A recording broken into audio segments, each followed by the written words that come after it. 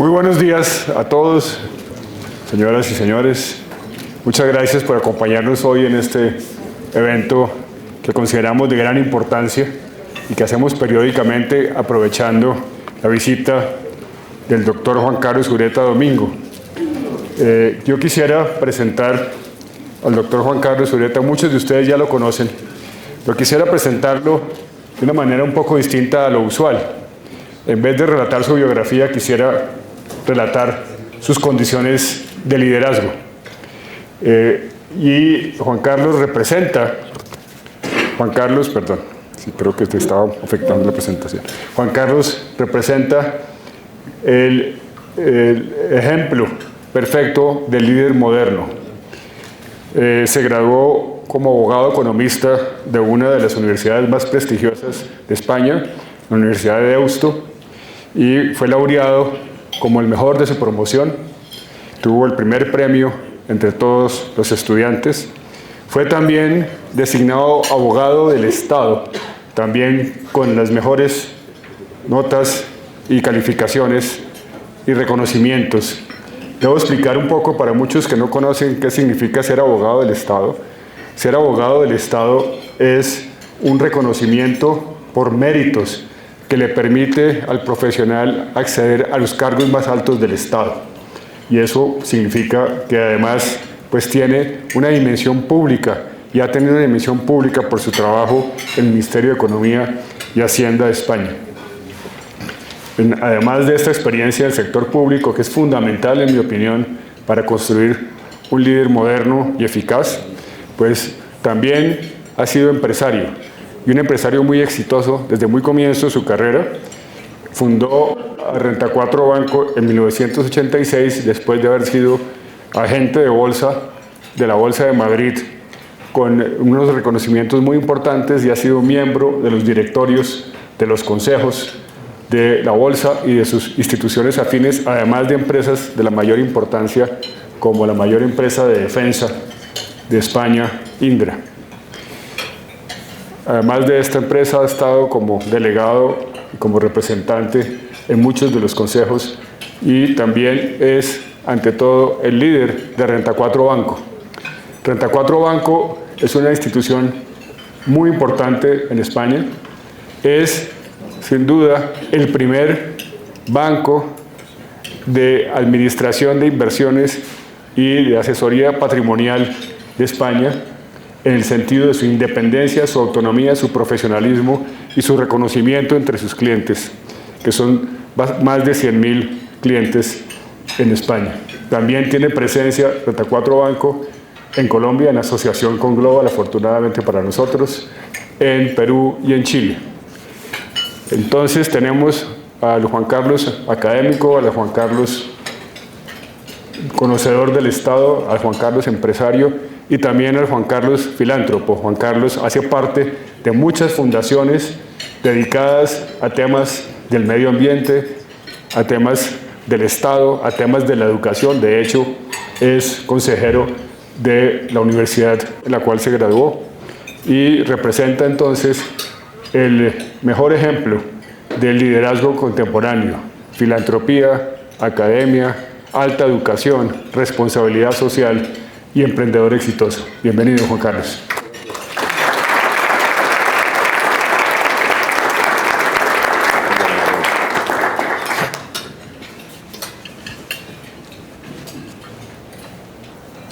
Muchas gracias, Gabriel, por esta generosa y amable presentación. Buenos días a todos.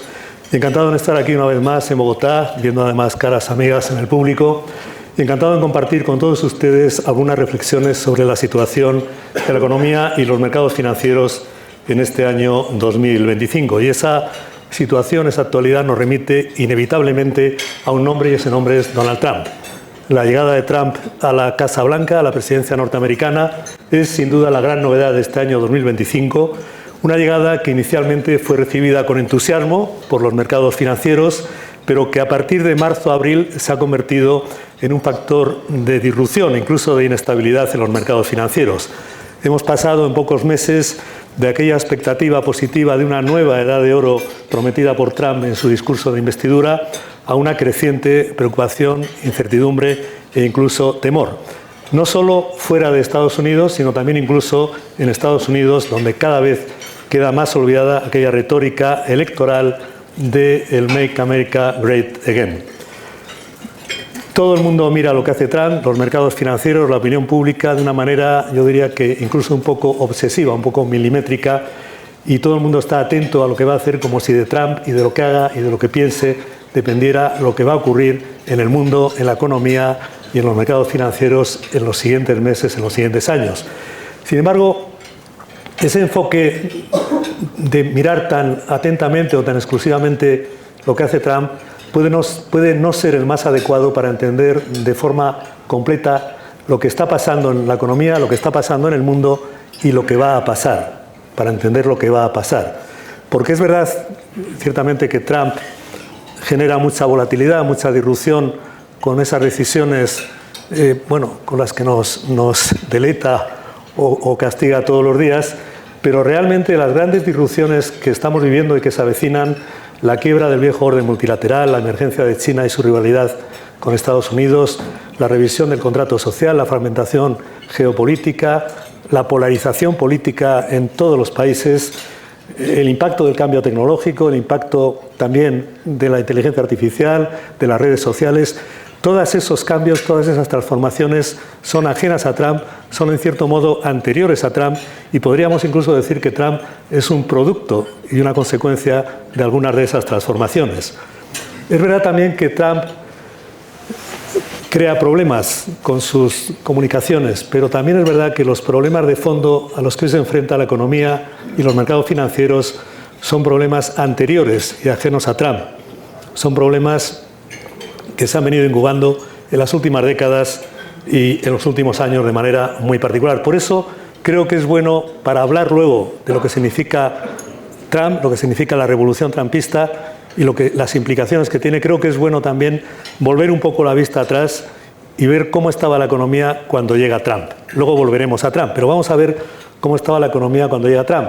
Y lo que hay que decir es que a fines del año 2024 la economía global pues estaba bastante bien, se había comportado bastante bien.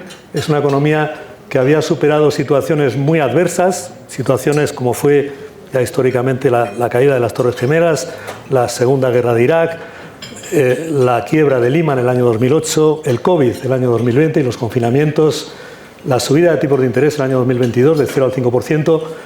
Muchas de esas situaciones podían haber provocado una recesión. De hecho, muchos economistas dijeron que iban a provocar una recesión o una gran depresión.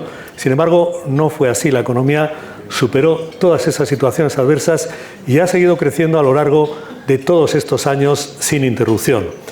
Y eso ha sido así fundamentalmente por tres temas. Por un lado, porque hemos vivido y seguimos viviendo una innovación tecnológica permanente, una innovación muy disruptiva y permanente, continua, que genera muchas ganancias de productividad. Ese es el primer factor.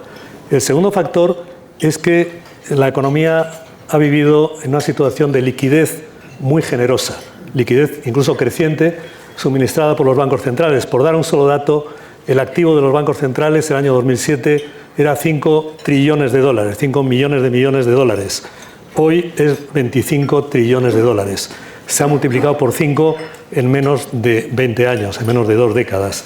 Por tanto, segundo factor, liquidez abundante y generosa y barata suministrada por los bancos centrales. Tercer factor, al calor de lo anterior, políticas fiscales muy expansivas, sobre todo a raíz de la quiebra de Lehman y también a raíz del COVID, en todas las economías, sobre todo avanzadas occidentales. Bueno, esos tres factores dieron lugar a una economía que parecía invencible, que parecía que nunca iba a entrar en recesión. Tuve ocasión de estar con el antiguo secretario del Tesoro americano, Larry Summers, en Madrid hace unos meses, y él lo que nos venía a decir a un conjunto de personas es que la economía del siglo XXI no tiene por qué soportar ciclos de recesión, que eso ya pertenecía al siglo pasado, ¿no? Parecía que era una economía, como digo, invencible, pero a la vez en esa economía que había funcionado bien se habían ido incubando algunos desequilibrios realmente estructurales y muy profundos y muy importantes. Uno, la deuda pública excesiva. La deuda pública sobrepasó ya el año pasado a nivel global el 100% del PIB global. La deuda pública, como recordó Jerome Powell hace unos meses, estaba creciendo en Estados Unidos a un ritmo superior al crecimiento del PIB, por tanto, a un ritmo insostenible. Primer desequilibrio, deuda pública excesiva superior al 100% en las economías avanzadas. Segundo desequilibrio, un modelo de crecimiento y de comercio internacional muy divergente, muy desbalanceado. Un modelo de crecimiento en el que Estados Unidos ha llegado a ser, durante los últimos años, la economía que ha absorbido el 50% del superávit comercial del resto del mundo. Es decir, un modelo de comercio internacional en el que teníamos un gran comprador y todos los demás vendedores. Un gran vendedor también, que era China, pero todos los demás vendedores. Y eso realmente es insostenible, por mucho que Estados Unidos se lo puede permitir, se lo podía y se lo puede permitir, porque el resto del mundo quiere financiar a Estados Unidos y, por tanto, hay eso que se llama el excepcionalismo norteamericano.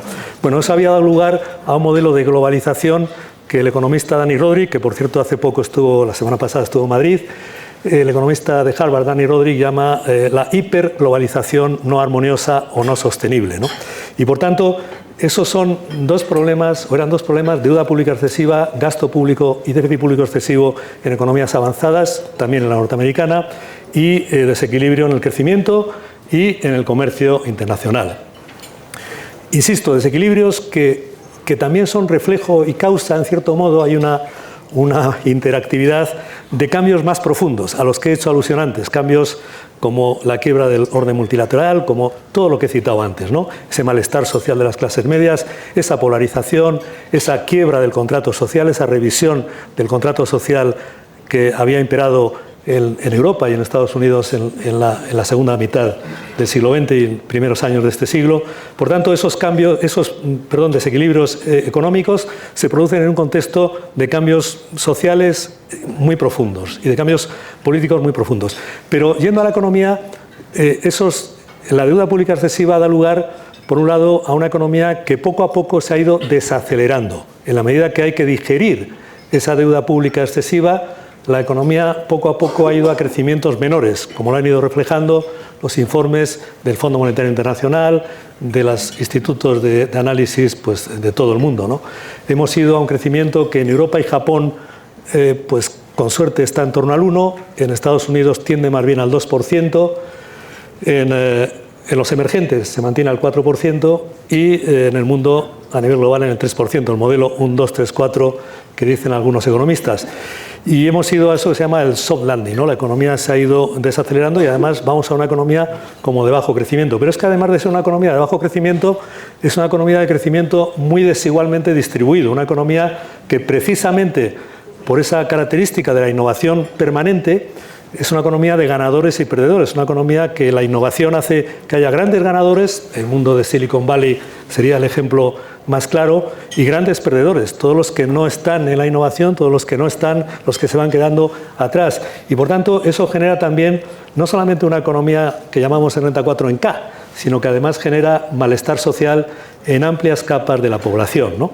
Y bueno, y eso con un trasfondo además en el que los bancos centrales poco a poco, ahí tienen pues la expresión de preocupación de Jerome Powell, se ven con la situación en la que tienen que seguir asistiendo financieramente a los gobiernos, no pueden dejar de hacerlo, si lo dejasen de hacer realmente todo se desplomaría, pero a la vez no pueden hacerlo de la manera que lo hacían hace 10 años con aquello que llamó Mario Draghi el whatever it takes, la ayuda ilimitada, tienen que hacerlo de forma más limitada, más selectiva. Y por otro lado, además, es una economía que al estar en una profunda transformación tiene mucha demanda de capital, la transición energética requiere mucho capital, la transición digital, ahora más todavía con la inteligencia artificial, requiere mucho capital, la seguridad, defensa, estamos hablando de subir en un 2% el gasto en defensa, el 2% del PIB son más de casi $3 trillones a nivel global. Otra demanda de capital. Estamos hablando también de la relocalización de las industrias desde China a mercados más cercanos, a México, a Europa del Este, a España, etc. Entonces, eso también requiere inversión de capital. Y finalmente, gastos sociales políticamente intocables, que son gran parte de los presupuestos de muchos países. Mucha demanda de capital, mucha demanda de recursos financieros. Sin embargo, la oferta de capital se está estancando. Y se está estancando porque las dos grandes fuentes de oferta de capital, de oferta de ahorro que ha habido, que son los baby boomers, que durante 50, 60 años han ido generando ahorro, ya ahora llegan a la jubilación o al fallecimiento y ya por tanto no aportan más ahorro. Y por otro lado tenemos el superávit de las economías emergentes, sobre todo China, que antes era grande y además lo dedicaban a invertir en el exterior, en Estados Unidos, en Europa, y ahora se ha reducido y además lo dedican a su economía. Por lo tanto, hay un gap de ahorro, de demanda de capital y oferta de capital de largo plazo, muy estructural, que ha estudiado algún economista también de Harvard de manera muy profunda, ¿no? Y bueno, y ese es el contexto. Y en ese contexto llega Trump. ¿Y cómo incide Trump en todo esto?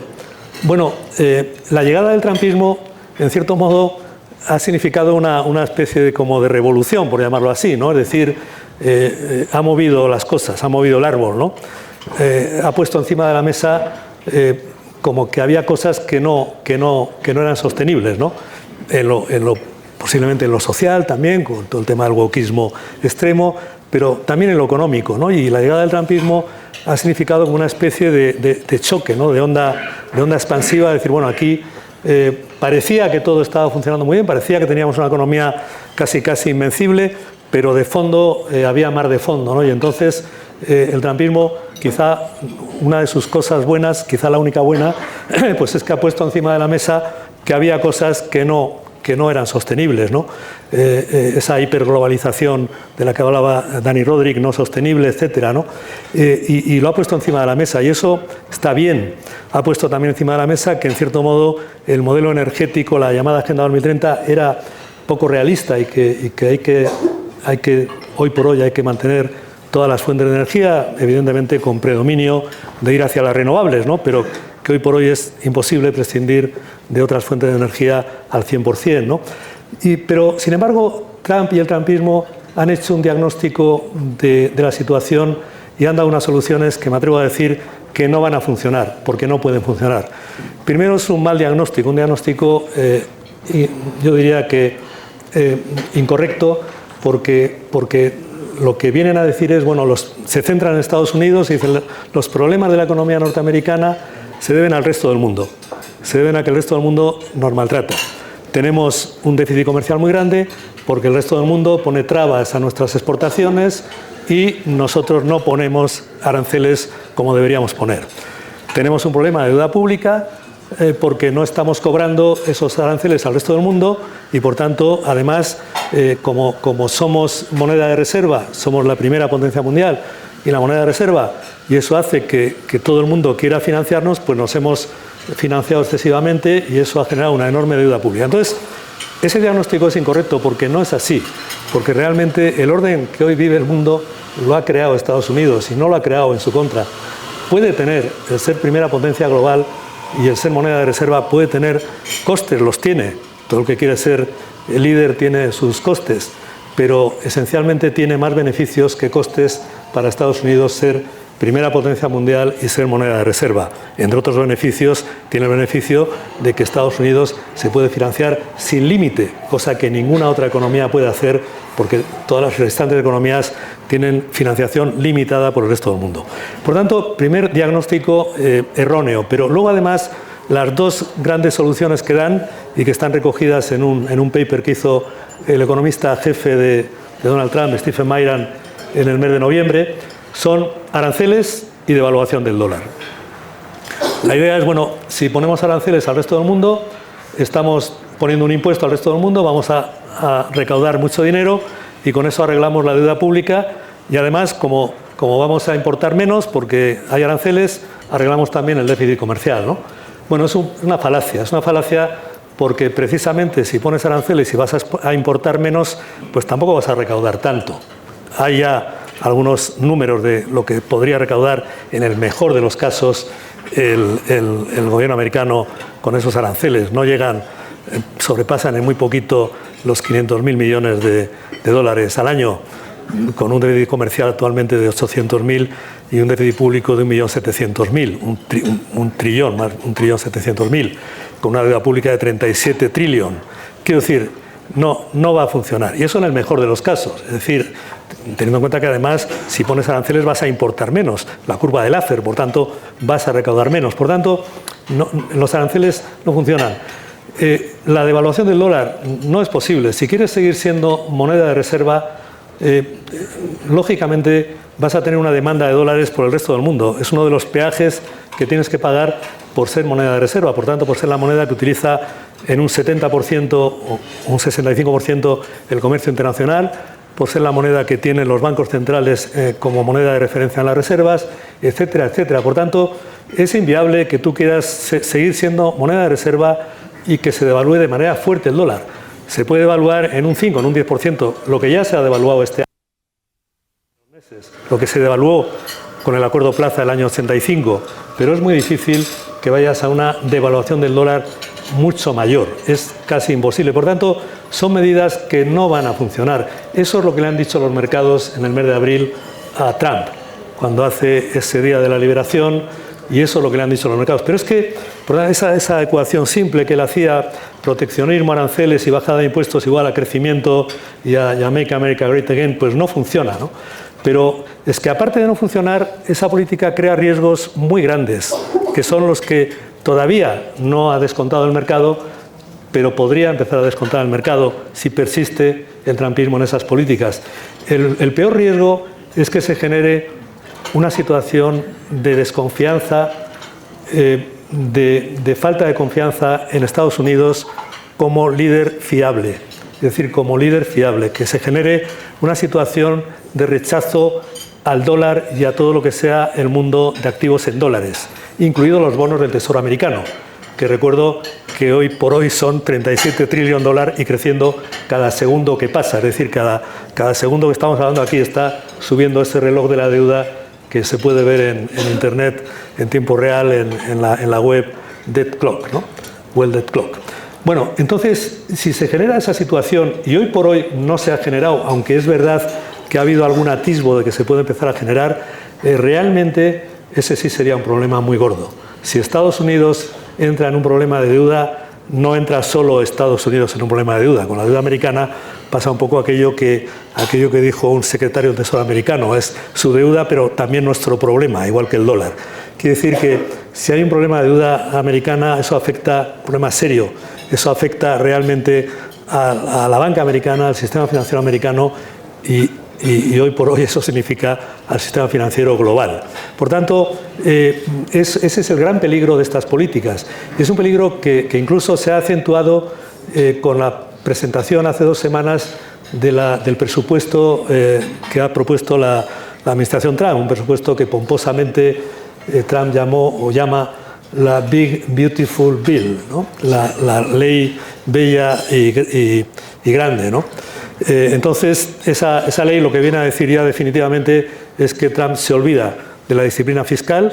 Inicialmente lo que decía es voy a llevar el déficit a un 3% porque voy a recaudar los aranceles y porque voy a hacer el programa DOGE, que lo ha llevado hasta hace una semana Elon Musk, y voy por tanto a centrar las cuentas públicas. Ahora ya con la Big Beautiful Bill eso ha pasado al cajón y ya realmente no hay una preocupación. Entonces, si el mercado empieza a detectar que no hay un deseo de disciplina fiscal, que los aranceles no van a funcionar, que Trump y el trumpismo persisten en esa guerra contra el mundo y se empieza a generar de verdad, que por ahora no se ha generado, una desconfianza hacia todo lo que sea dólar o activos en dólares, ahí tenemos un problema. Eso puede ser realmente un problema. Insisto, hoy por hoy creo que es un escenario lejano. ¿Por qué es un escenario lejano? Bueno, por varios motivos, ¿no? Primero, no hay alternativa al dólar como moneda de reserva. No hay alternativa. Es decir, no hay ninguna moneda, ni el euro, ni el yuan, ni el yen, que pueda servir de moneda de reserva. Podríamos entrar en esto, no voy a entrar. Ninguna moneda tiene ni un activo de referencia como el bono del Tesoro americano con esa amplitud de mercado, ni una capacidad de generación como tiene el dólar americano para surtir de dólares a todo el mundo. Y por tanto no hay alternativa. China no genera la fiabilidad necesaria para tener una moneda de reserva, ni siquiera entre sus vecinos. Europa hoy por hoy no tiene la unidad y la calidad institucional de gobernanza necesaria para ser moneda de reserva. El euro ha conseguido tener en torno a un 15% del comercio global y de las emisiones de bonos y acciones, pero no, está muy lejos de ser moneda de reserva y por tanto no hay alternativa. Y por tanto es muy difícil que eso se produzca. Pero es que además los mercados financieros van a obligar a Trump a entrar en razón. Y ya lo han hecho un poco en abril y los mercados de bonos lo harán si se persisten estas políticas. Por lo tanto, yo dejaría un poco la idea de que realmente lo que cabe esperar es que haya una reconducción del trumpismo, que haya una reconducción de estas políticas, que se olvide, como ya se olvidó, por cierto, en el primer mandato de Trump. Hay que recordar que en el primer mandato de Trump se empezó con una guerra comercial feroz contra China y se acabó el 15 de enero del 2000 con un acuerdo comercial con China bastante beneficioso, por cierto, para China y no para Estados Unidos. Tanto, al final la realidad llevará a lo que tenga que llevar, y a lo que tiene que llevar es a que el modelo de solución de los problemas que hemos citado antes, la deuda pública excesiva y el desequilibrio comercial global, la solución a esos problemas no viene por aranceles y devaluación del dólar, viene por otros caminos, y básicamente esos caminos son un rebalanceo global del crecimiento y del comercio internacional.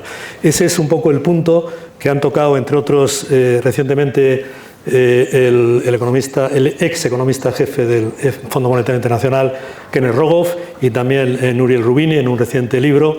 Lo que viene a proponer es, bueno, aquí lo que realmente hace falta es rebalancear el crecimiento y el comercio internacional. El crecimiento, porque realmente donde está la fuente potencial de crecimiento es en los emergentes, en esos 7.500 millones de personas que tienen menos de $10.000 de renta per cápita. Ahí está la fuente de crecimiento potencial, no en Estados Unidos, que tiene $100.000 de renta per cápita, o en Europa, que tiene $60.000 de renta per cápita. Es decir, realmente la fuente de crecimiento potente está en emergentes y hay que rebalancear.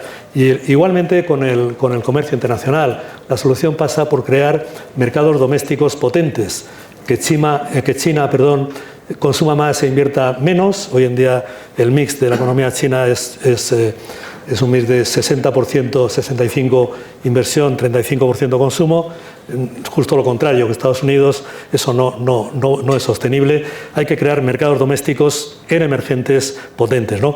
Y por ahí viene un poco la solución. Y en la parte de deuda pública, pues un poco a la japonesa, realmente, un poco largos años de ajuste para ir deflactando esa deuda con un poco de inflación, con un poco de crecimiento y con bastante de paso del tiempo y de deterioro del valor monetario de la deuda, ¿no?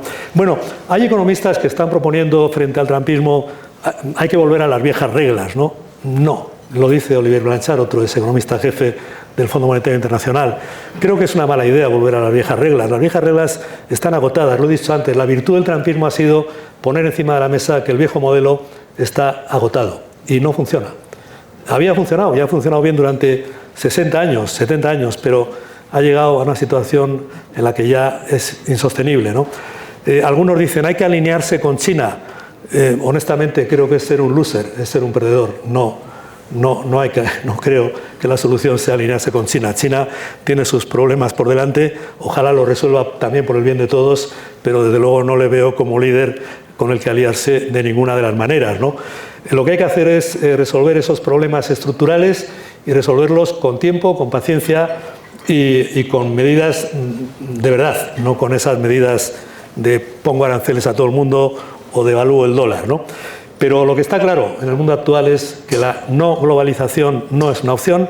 Dani Rodrik decía el otro día en Madrid, la globalización no sostenible hay que sustituirla por una globalización sostenible. Bueno, y se extendía un poco en esa idea, ¿no? La no globalización en el mundo de hoy no es una opción. No es una opción. El volver al proteccionismo es imposible. Por mucho que lo quiera Trump, que lo quiera quien sea, es imposible. Hoy en día estamos ya todos en una economía y en un mundo totalmente interconectado, por tanto, no es una opción. Y bueno, un poco para concluir esta parte y entrar un poco también en mercados y luego en Colombia, me gustaría hablar un poco también de Colombia. ¿Qué es lo que estamos viendo? Vamos a un mundo, como he dicho antes, con un crecimiento económico más moderado, más ralentizado, pero positivo. Es decir, no vemos ningún motivo para que la economía global entre en recesión, y mucho menos en recesión profunda. No hay un problema de oferta en la economía. La economía global tiene capacidad y cada vez más de producir bienes y servicios para los 8.500 millones de personas que hay en este planeta. No hay un problema de demanda, hay una demanda latente enorme en las economías emergentes. Hay 7.500 millones de personas con renta per cápita muy baja. Por tanto, hay un problema de distribución, hay un problema de rebalanceo, hay un problema de deuda pública en las economías, sobre todo avanzadas, pero no hay un problema esencialmente de fondo en la oferta económica y en la demanda económica global. Podría haber alguna amenaza, como es el cambio climático, pero no hay hoy en día un problema que realmente podamos considerar como tal. ¿Cuáles son los elementos positivos? Bueno, estamos en una economía de una innovación muy permanente, muy disruptiva. Esto no son las oleadas de innovación de Schumpeter, esto es la innovación continua. Es como, yo a veces digo que es como si el genio ha salido de la botella, y ahí estamos, y ahí está el mundo, y ahí está todo el mundo, es decir, realmente incluso los emergentes, ¿no? Y entonces eso crea una dinámica muy positiva de creación de valor. También crea problemas, como hemos dicho antes, de desigualdad, de malestar social, etcétera. Pero eso es algo en lo que anclarse. El otro ancla que tenemos es los emergentes. Tenemos que conseguir que las economías emergentes realmente pasen de niveles de $10.000 o menos de renta per cápita a niveles de 30.000, 40.000, que pasen ese salto, ¿no? Que den ese salto. Y eso ahí también ayuda mucho el tema digital, ¿no? Y yo creo que aquí en Colombia y en Latinoamérica se está viendo ese salto digital, ¿no? Por tanto, eso serían un poco la ciudadanía. Yo resumiría, vamos a un mundo positivo, no vemos ningún elemento necesario para que haya una gran catástrofe, siempre hay doomsayers, etcétera, a nivel global, no vemos ningún elemento. Sí que vemos que es un mundo positivo, pero no fácil. Un mundo de lucha, como decía antes, por los recursos financieros, un mundo de lucha por los mercados y un mundo de lucha por los márgenes empresariales. Un mundo un poco darwinista, ¿no? En cierto modo, un mundo de esa lucha schumpeteriana de la creación, la destrucción creativa, ¿no? Pero un mundo positivo, un mundo de crecimiento positivo. Es que realmente en eso creo que tiene mucha razón Nouriel Roubini cuando dice que por mucho que maltrate Trump a la economía norteamericana y a la economía global, esto va para arriba. Es decir, la dinámica es una dinámica de crecimiento claramente, ¿no? En nuestra opinión. Bueno, vamos un poco a los mercados, ¿no? Y luego hablaré un poco de Colombia, ¿no? Y en los mercados, ¿qué es lo que hemos visto? Bueno, pues los años 2023 y 2024 fueron años de un crecimiento, de una subida de las bolsas, sobre todo de las bolsas americanas, espectacular, ¿no? Yo de este cuadro quizá me quedaría con algún dato como que, por ejemplo, el año 2023 y 2024 el Standard & Poor's subió nada más y nada menos que un 24% y un 23% sucesivamente. No se había producido hacía mucho tiempo. Pero es que el Nasdaq subió un 54% el año 2023 y un 25% el año 2024. Es decir, 2023 y 2024 estaban reflejando una economía espectacular. No estaban reflejando solo un soft landing, estaban reflejando una economía realmente como booming, ¿no? Como que iba muy bien, sobre todo en el caso de Estados Unidos. Hay que decir que eso se debía también a que el gran dinero global estaba yendo a Estados Unidos de manera muy obsesiva y muy excesiva, ¿no?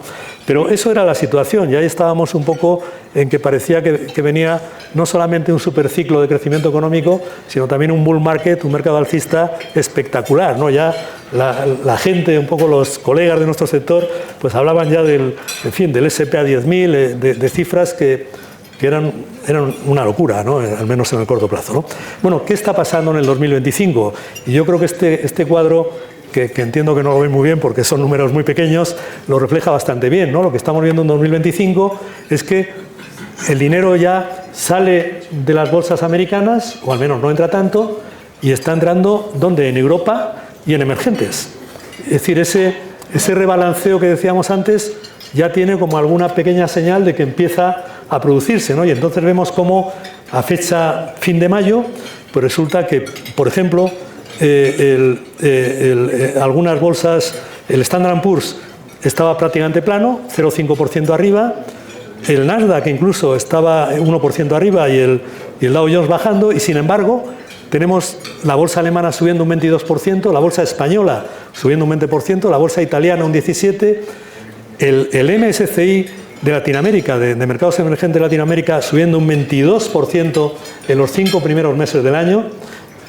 Debo decir, por cierto, porque es un dato que se cuenta poco, que el MSCI Emerging Markets de Latinoamérica ha sido el índice de emergentes que más ha subido con gran diferencia en estos 5 primeros meses del año. El siguiente es el de Emerging 8,8 y Asia Pacífico un 8,2 frente a un 22% del Emerging Markets Latinoamérica. Quiero decir, ahí se ve un poco ya cómo empieza ese rebalanceo de capitales, ¿no?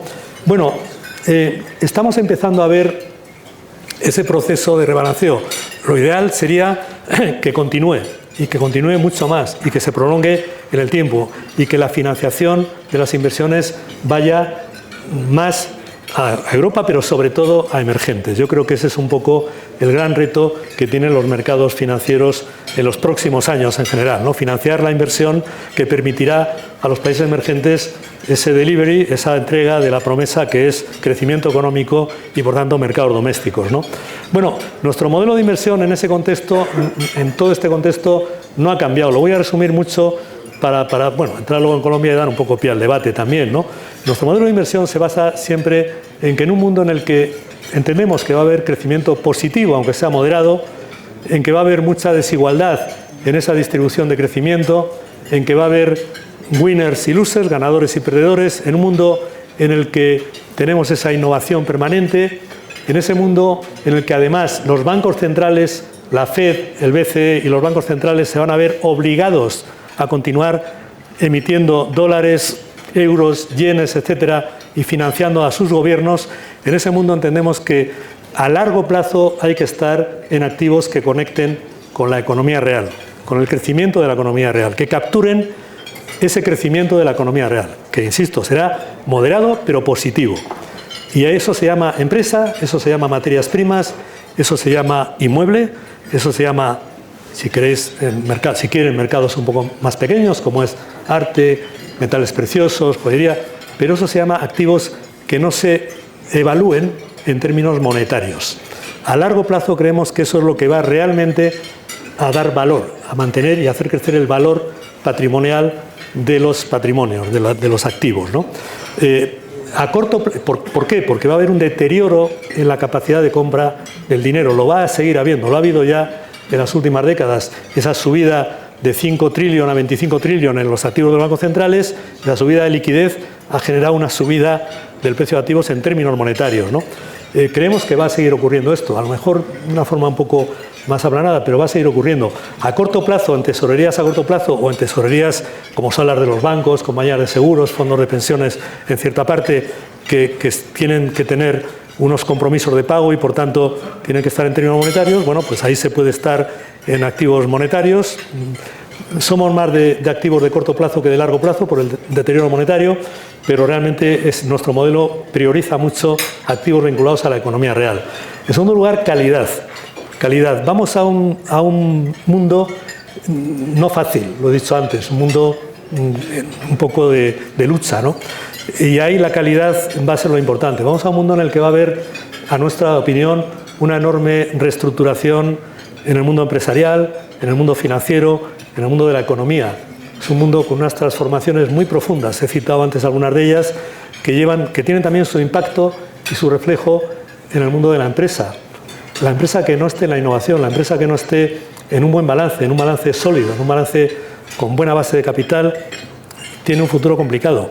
Los países que no estén en la innovación, que no estén en balances con solidez de capital, que no tengan atractivo para atraer capital, tienen un futuro complicado.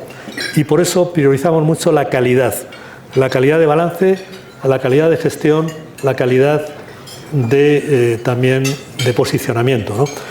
Nosotros en Renta 4 hemos sido abanderados de eso que se llama el Quality Investment, ¿no? Frente a otros modelos como el llamado Value Investment, ¿no? Que lo que prioriza es comprar barato. Nosotros lo que decimos es comprar cosas buenas. Prefiero comprar una buena compañía un poco cara que una mala compañía muy barata. Creemos que va a dar más creación de valor la calidad, ¿no? Eso es algo que nos parece que está muy metido en toda nuestra visión de lo que viene, ¿no? Y luego finalmente hemos sido y somos muy partidarios de la inversión temática por megatendencias, ¿no? Es decir, hay varias megatendencias que son, a nuestro juicio, muy claras, luego tienen también dentro de ellas microtendencias, ¿no? Pero salud es un tema muy claro, todo el tema de longevidad, etcétera. Consumo, dentro de consumo meteríamos también lujo, ha sido una temática de inversión que nos ha interesado mucho. Hermès ha sido un top pick de nuestras carteras en los últimos 4 años, afortunadamente, porque ha ido muy bien. También nos interesa mucho la temática de viajes, ocio, entertainment. Estamos entrando en esa economía que algunos llaman economía de las experiencias, en la que a veces crea más valor un concierto de Taylor Swift que exagerando, ¿no? Doy un poco en caricatura, ¿no? que una fábrica de tornillos, ¿no? en la ciudad, ¿no? Entonces, quiero decir, la economía está cambiando, ¿no? Entonces, todo el tema de consumo y toda esa temática no solamente de lujo, cosmética, bebidas, sino también la temática de entertainment, ocio, viajes, es una temática que nos ha interesado mucho, nos sigue interesando y creemos mucho en ella. Por supuesto, tecnología. Dentro de tecnología hay muchas áreas. Ahora hemos vivido mucho la capa de los semiconductores. Creo que estamos pasando un poco a la capa del software y pasaremos luego a la capa de aplicaciones de uso, que es la importante, porque si no tira las aplicaciones de uso, tampoco va a tirar la parte de abajo. Pero realmente quiero decir que hay un mundo muy interesante, pero es otra de las temáticas importantes. Y luego toda la temática vinculada a medio ambiente y transición energética. Y esa temática conecta con muchos temas, conecta con el tema agua, conecta con el tema energías limpias, por supuesto, pero gases industriales, pero también conecta con materias primas. Es muy importante. Por supuesto está el rey de las materias primas verdes, que se llaman el cobre, pero hay muchas otras que van a ser muy importantes y Latinoamérica y Colombia las tienen. Por tanto, me refiero a ello también por eso, ¿no? Entonces, creemos que dentro de esa inversión en megatendencias, en economía real, y luego dentro de esa inversión en calidad, esas 4 o 5 temáticas de megatendencias son muy importantes para ubicarnos la brújula en el mundo de la inversión, ¿no? Y luego finalmente oro y Bitcoin hemos sido muy partidarios en Renta 4, me lo han oído otros años, desde hace ya 5 años, ¿no? Oro sin ninguna duda, Bitcoin también, podríamos hablar de Bitcoin una hora entera y no voy a entrar en ello, si quieres luego en el coloquio encantado, pero hay una digamos, una racionalidad detrás de todo ese fenómeno del Bitcoin. No me refiero ahora a otras criptomonedas, sino que consideran de Bitcoin como oro digital, ¿no? Bueno, voy a entrar un poco en Colombia, ¿no? Y en LATAM, ¿no? Porque he hablado antes de que la gran expectativa de crecimiento es que realmente está en los emergentes, ¿no? Y yo creo que ahí está el reto del siglo XXI, un poco, ¿no? El siglo XX, la gran historia de crecimiento del siglo XX fueron las clases medias europea y norteamericana. La gran historia de crecimiento del siglo XXI serán las clases medias emergentes o no habrá historia de crecimiento. Nosotros en Renta 4 lo vemos así de claro, es decir, a lo mejor es equivocado, pero ese es nuestro concepto, es que realmente esa es la historia de crecimiento y por eso nos interesan mucho compañías que estén también con esa historia de emergentes, ¿no? Compañías globales que miren mucho a emergentes, ¿no? Entonces, ¿qué ocurre, no? Que realmente para eso hace falta inversión y para la inversión hace falta generar confianza y la confianza se genera con una solidez institucional importante y fiable, que quien vaya a invertir tenga no solo seguridad jurídica, no solo certeza, sino además un marco institucional importante. No voy a citar más economistas, pero bueno, ahí están Acemoglu y Robinson, que les dieron el premio Nobel por decir lo más importante de la economía son las instituciones, ¿no? Los emergentes, Latinoamérica tiene muchas cosas muy buenas, tiene lo que el mundo necesita, energía, materias primas, está dando el salto digital, todos los indicadores de uso de telefonía móvil, de redes sociales, de internet, etcétera, te indican de fintechs, de todo lo que es el mundo digital, te están indicando que Latinoamérica ya se está integrando en ese mundo digital. Lamentablemente en Latinoamérica no todos los países pueden decir que tienen solidez institucional, pero sí hay varios que la tienen y entre ellos está Colombia, aunque ahora mismo sé que el ambiente pues un poco quizá no es el mejor en este sentido, pero la tiene y la mantiene y espero que la siga manteniendo y creo que la va a seguir manteniendo y por tanto eso es muy importante, ¿no? ¿Qué es lo que pasa entrando un poco en Colombia o qué es lo que quizá un poco los aspectos más negativos que vemos en el devenir de los últimos años, ¿no? Hay una peligrosa tendencia al crecimiento del déficit público, que ya se sitúa en el 6,5%, sobrepasa ese 5% que se había entendido como línea roja. Hay una peligrosa también tendencia al crecimiento de la deuda pública, está en un 62%, bueno, que es una cifra importante, sobre todo teniendo en cuenta la recaudación y el PIB de Colombia. Quiero decir, no es lo mismo un 100% en Estados Unidos que un 60% en Colombia, porque luego la recaudación no es sobre la misma base, ¿no? Y por tanto esos son datos negativos que empañan hoy en día el cuadro macro de Colombia, que en crecimiento no está mal, es un 2,5%, y que bueno, en inflación tampoco está mal, aunque es un 5%. Pero, ¿qué ocurre? Colombia es una economía hoy de $8.500 de renta per cápita. Es poco, es pobre. No puede ser que un país como Colombia, con todo el potencial que tiene, con todo lo que tiene, se conforme con tener $8.500 de renta per cápita o 10.000 o 15.000. Colombia tiene que ser un país de 20.000, 30.000, 40.000 de renta per cápita. Ese es el proyecto. Ese tiene que ser el proyecto de Colombia. Y para eso hace falta inversión. Y para eso hace falta atraer la inversión con confianza y con otra cosa que es lo que desde Renta 4 procuramos, desde que llegamos aquí, ayudar en nuestra modesta medida en todo lo que podamos a fomentar. Y es mercados de capitales, un ecosistema de infraestructuras, de canalización de inversiones. En los mercados públicos y en los llamados mercados privados, en el private equity, que está todavía por desarrollar en Latinoamérica realmente, ¿no? Realmente esos son dos pilares que son muy importantes para atraer inversión: confianza, solidez institucional y infraestructuras de canalización de las inversiones. En España, cuando se hicieron bien ambas cosas, a final del siglo pasado, inicio de este siglo, la economía española produjo lo que se llamó en aquel momento el milagro económico español, que era, de cierto modo, admirado en el mundo, ¿no? La época de las grandes privatizaciones, donde se crean compañías como un Inditex, gracias también a la palanca que le dan los mercados de capitales, etcétera, etcétera, etcétera. Es muy importante, a nuestro modo de ver, esos factores, ¿no? Para que Colombia pase de esos 8.500, 9.000, 10.000 de renta per cápita a 20.000, 30.000, 40.000, ¿no? Y ese sería un poco el mensaje final que yo les dejaría. Estamos en un mundo, en un entorno en el que los emergentes en general son la próxima estación, es decir, esa es la oportunidad que curiosamente da el trumpismo y da Trump, paradójicamente, porque no es lo que él pretende, pero la da. Y yo creo que ahí es donde Colombia pues debería un poco tener esa capacidad de aprovechar la oportunidad, ¿no? Y yo creo que lo debe hacer y lo puede hacer, ¿no? Y eso es un poco con lo que yo acabaría esta exposición. Creo, Joan, pero no estoy seguro de si hay un coloquio o no. Bueno, hay la opción de hacer preguntas si alguien quiere.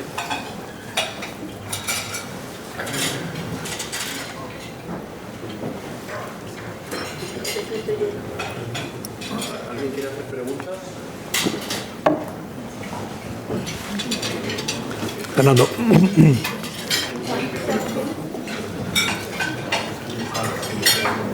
Quiero, en primer lugar, celebrar y felicitar la presencia de Juan Carlos Ureta de Renta 4 aquí en Colombia. Yo tuve el privilegio de ser el embajador de Colombia en España cuando se dio esta gran noticia de la entrada de Renta 4 a Colombia. Y me parece, Juan Carlos, que has hecho una maravillosa presentación. Además que en este momento es una bocanada de oxígeno para los colombianos, en un momento en que estamos hoy precisamente viviendo una gran crisis constitucional y en donde tenemos que demostrar, como bien lo has dicho, que somos capaces de superar esas dificultades y que de la misma forma como a nivel global lo destacabas y destacaba en la conferencia de Daniel Rodríguez la semana pasada en Madrid, como el elemento del gobernar, de la gobernabilidad, del imperio de la ley, del rule of law, como se dice en inglés, del Estado de Derecho, sigue siendo fundamental.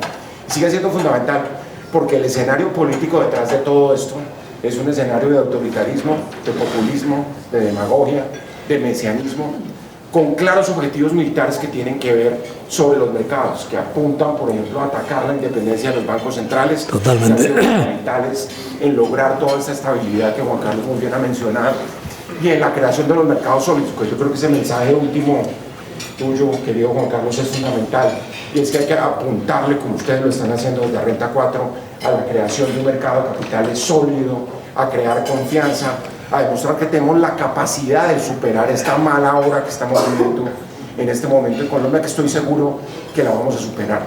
Yo simplemente, Juan Carlos, insistiría en un punto y esa sería la pregunta. Es el papel de Europa dentro de todo esto. Europa, después de la Segunda Guerra, construyó esos grandes consensos internacionales que hoy están siendo puestos en entredicho por el señor Trump y todo lo que lo acompaña. Que además no son solo valores o cristianos occidentales, sino que son valores universales, que son de alguna manera la premisa mayor política en el sentido positivo e institucional. Ayer lamentablemente el presidente de la República decía en un Consejo de Ministros que cuando las instituciones van contra el pueblo, pues hay que acabar con las instituciones.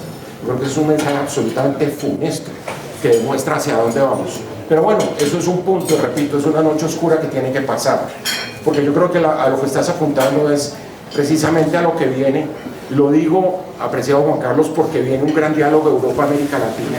Aquí se va a dar la cumbre Europa-América Latina del 9 al 11 de noviembre, iba a ser originalmente en Bogotá, se va a hacer en Santa Marta, y hay un diálogo que tiene que construirse alrededor de todo esto, de cómo la solución no es amancebarse con China, por decirlo de la manera más drástica. La solución no es destruir la globalización, lo decía también con mucha fuerza Dani Rodríguez, y hay que pensar en soluciones innovadoras. Yo creo que lo has dicho muy bien, aquí se necesitan nuevas reglas de juego, aquí se necesita no volver al pasado, porque volviendo al pasado nos van a acabar de destruir los que piensan que tenemos es una gran nostalgia del pasado y no estamos pensando en el futuro. Y un poco la pregunta es esa, Europa, bueno, ¿qué temas deberíamos llevar a la cumbre Europa-América Latina para incidir de alguna manera? Que mucha gente dice, la gran paradoja, y con esto termino, es que nunca la política ha tenido tantas consecuencias en la economía, pero a su vez nunca la economía había sido tan importante para demostrar que puede desacoplarse de las patologías políticas. Y por eso los mercados son una solución, que creo que es el mensaje central de lo que tú estás diciendo. Totalmente, Fernando. Mira, yo creo que realmente Europa ha creado esos grandes valores que impregnan un poco el mundo occidental y un poco el mundo en general, ¿no? Porque realmente es el humanismo, ¿no?, europeo, ¿no? Y yo creo que eso es la potencia de Europa, pero es verdad también, lamentablemente, y hay que reconocerlo, que Europa se había quedado muy dormida y que desde luego su ambición de liderazgo es cero, o ha sido cero hasta hace muy poco, ¿no? Yo creo que fíjate que en eso también esa onda expansiva de Trump, ese discurso de J.D. Vance el 15 de febrero, o de marzo, no recuerdo bien, en Múnich, como que ha sacudido un poco y honestamente creo que hacía falta. Yo creo que Europa había caído también en una especie de aplanamiento y tal, que no es bueno, que nunca es bueno, ¿no? Yo creo que Europa, un poco, vivimos muy bien en Europa, se vive muy bien y eso ha hecho que nos hayamos un poco aburguesado en el peor sentido de la palabra, ¿no? Y en ese sentido yo creo que Europa parece que da algunos síntomas de que está como reviviendo, ¿no? Vamos a ver, es decir, los síntomas por ahora son pocos y no tan optimistas como a mí por lo menos me gustaría, ¿no? Europa tiene un problema desde hace tiempo un poco de realmente ser Europa, ¿no? Aquello que decía con aquella frase Henry Kissinger, ¿no? Que decía, cuando quiero llamar a Europa no sé qué teléfono tengo que marcar, porque no hay ningún teléfono de Europa, hay 15 teléfonos, ¿no? Entonces, quiero decir que estoy de acuerdo contigo en que ese diálogo Europa-LATAM para mí es fundamental, y ahí España además, como tú bien sabes, juega un papel importante. Hay que hacer mucha labor, no de lobby, sino de mentalización, porque es que no hay ese concepto de verdad, ¿no? Luego es un poco a nivel folclórico, sí, pero a nivel de verdad no hay ese concepto, ¿no? Hay que hacer esa labor con los gobiernos y con las burocracias, etcétera, pero también con las empresas, ¿no? Que es que realmente tú has vivido lo que cuesta a veces a las empresas convencerlas de Latinoamérica, ¿no? Y ahora lamentablemente estamos viendo como una gran empresa española, Telefónica, pues está saliendo de Latinoamérica, salvo de Brasil, ¿no? Yo creo que eso es necesario. Soy un poco menos optimista que tú respecto a Europa. Es verdad que ha creado grandes cosas, pero hoy, ahora mismo, está demasiado adormecida. Yo creo que realmente hace falta que llegue un poco más de sacudida, de shockwave, y llegará, ¿no? También tengo la esperanza, debo decirte, de que el trumpismo cambie, porque Trump ha salido a la plaza como un toro bravo, que, ¿sabes? Pero todos los toros salen muy bravos a la plaza y luego se van moderando, ¿no? Entonces, quiero decir que realmente hay, creo que los mercados y la realidad le va a ir haciendo, probablemente, no lo sé, hoy por hoy es pronto decirlo, pero probablemente los datos de la economía, no ya de los mercados, de la economía norteamericana en los próximos trimestres no van a ser muy buenos. Tampoco catastróficos, pero no van a ser muy buenos, y eso yo creo que le va a hacer reflexionar. Y yo creo que realmente habrá una evolución del trumpismo. Quiero decir con ello que ciertamente Europa-LATAM es un diálogo y una unión que hay que fomentar, es lo que nos toca desde Europa y desde España, pero a mí también no dejo de tener la esperanza de que a ese bloque se una también Estados Unidos pese a Trump. Ahí me sumo un poco a esta idea de Rubini, de decir, oye, por mucho que Trump maltrate aquello, Estados Unidos es una economía y un país también potente, poderoso, con sus valores, que no son exactamente los mismos que los europeos, pero que en mucha medida comulgan con los valores europeos, ¿no? Y occidentales, y yo creo que, espero que hay, en algún momento se vuelva a unir. Es verdad que hoy por hoy la deriva que lleva el trumpismo es de guerra contra todos, incluido contra sus aliados históricos como es Europa, ¿no? Pero sí, yo estoy de acuerdo, ahí hay una labor muy grande de hacer. La tratamos de hacer a nuestro modesto nivel 94, tú has hecho una labor fantástica, la sigues haciendo, y es que es una labor inacabable, o sea, eso es que continúa, pero algunos frutos va dando también, ¿no? Pero totalmente. Y es que además, no lo he dicho antes en la proyección porque no quiero entrar en mucho tecnicismo, ¿no? Pero es que además hoy Latinoamérica en general, pero Colombia en particular, son mercados muy atractivos por precio, por valoraciones, realmente son muy atractivos para la inversión. Entonces, ahí está todo para poder dar ese cambio, ¿no? Totalmente de acuerdo, Fernando. Yo creo que es fundamental, ¿no? Fundamental.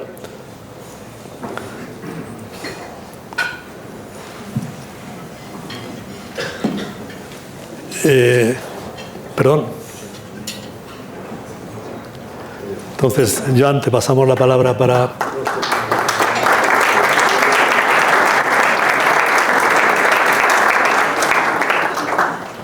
Juan Carlos, que creo que hay una pregunta más.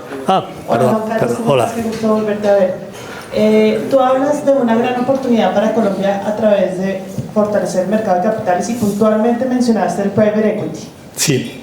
Nosotros, yo soy la directora de Colcapital, que es la asociación que pues reúne los fondos de capital privado que están invirtiendo activamente en el país. En este momento, como tú ya sabes, estamos en una transición en plena reglamentación de la reforma pensional. El 43% de los recursos que tienen hoy por hoy los fondos de capital privado que están invirtiendo en Colombia provienen de 4 fondos de pensión. Estamos en un momento, es muy poquito, pero efectivamente es así. Es poco, pero proviene de... Entonces nosotros tenemos que salir a tocar puertas y buscar una diversificación de esa inversión para que efectivamente esta industria continúe prosperando. Que se ha crecido, como dices tú, hay mucho campo por crecer, es todavía incipiente si miramos otros mercados, pues como España, pues la Asociación de España también todavía tiene más de 40 años, nosotros acabamos de cumplir 3. Entonces, ¿cuáles serían, si tú dijeras 3, como decimos nosotros, mangos bajitos, 3 quick wins de lo que deberíamos hacer, qué recomendarías? Bueno, yo creo que lo primero es crear aquí una industria de private equity, ¿no? Crear empresas gestoras que se dediquen al private equity, ¿no? En España todavía estamos también muy atrás, ¿eh? O sea, en general, el private equity en Europa es como la 5ª parte de Estados Unidos y en España todavía menos, ¿no? El private equity es muy importante porque el 99% de las empresas son privadas, no cotizan en los mercados, el 99% o más, ¿no? Y en la empresa, todo lo que he escrito, he tratado de escribir, es que en la empresa va a venir un cambio profundo y a ese cambio contribuye el private equity, ¿no? Entonces, lo primero, crear empresas que se dediquen al private equity, que lo trabajen profesionalmente, ¿no? Eso en el lado, digamos, de la oferta, ¿no? de la industria, ¿no? Luego, en el lado de las empresas, de nuevo, ¿no? Volvemos al tema institucional, seguridad jurídica, que se ha mencionado antes, rule of law. Hace falta, a veces, el problema del private equity en algunos países emergentes es que no hay fiabilidad en las empresas privadas no cotizadas, es decir, no hay suficientes niveles de auditoría etcétera. Entonces se vuelve muy complicado el due diligence, muy complicado todo lo que es la compra, porque no hay capacidad de hacerlo con carácter fiable, ¿no? Yo creo que eso va muy unido al cambio, digamos, en la regulación, de las empresas en general, ¿no? La informalidad también tiene mucho que ver, es decir, un nivel de informalidad como el 50 y tantos % hace muy complicado la industria de private equity, ¿no? Y luego yo creo que lo que tú has aludido es un poco el incentivo fiscal, o sea, es que al final hay una palabra que es tax, ¿no? Y al final la gente busca un modelo de incentivos adecuados para invertir. Entonces, el private equity necesita incentivo porque no es lo mismo invertir en una compañía privada que en una gran compañía cotizada. El nivel de seguridad no es el mismo, ¿no? Entonces, o tienes incentivos o no funciona, ¿no? Y yo creo que eso también es muy importante, ¿no? Puede ser poco popular, sobre todo en determinadas tendencias ideológicas, el decir que hay que incentivar, pero es que realmente es muy importante que la empresa privada tenga los apoyos necesarios para su reestructuración, reorganización, ¿no? Realmente nosotros en Renta 4 tenemos un concepto relativamente simple, ¿no?, de la economía, es decir, una economía fuerte y una economía buena es una economía con empresas fuertes y buenas. Y entonces, así de sencillo. Entonces, si hay buenas empresas, la economía va a ir bien. Y si no las hay, no. Es nuestro concepto. No creemos mucho en esa idea, ¿no? Entonces, el private equity ayuda a mejorar las empresas y, por tanto, todo lo que sea fomentarlo es muy importante. Pero también es importante que haya una industria. En España se han creado y yo creo que va a haber mucho más, ¿no? Y es un mercado que va a ir a más. Yo creo que quien esté en ese mercado le va a ir muy bien a medio plazo.